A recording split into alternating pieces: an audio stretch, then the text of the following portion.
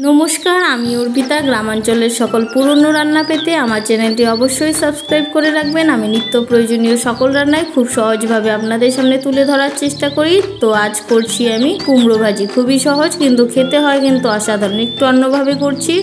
प्रथमेই কুমড়োটা খোসা ছাড়িয়ে নিয়ে খুব পাতলা করে কেটে নিতে হবে। এটা কিন্তু কুমড়ো, হাইব্রিড কুমড়ো। অনেকে দেখে ভাবতে পারেন আবার লাউ, কিন্তু না, এটা কিন্তু কুমড়ো।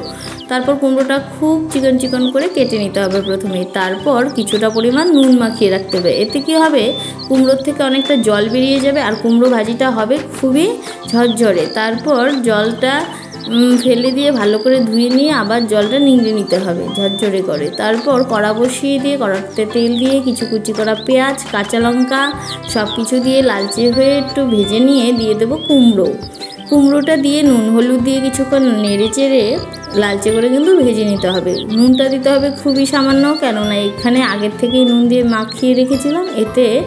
এর জন্যই কুমড়োতে সামান্য পরিমাণে নুন দিতে হবে।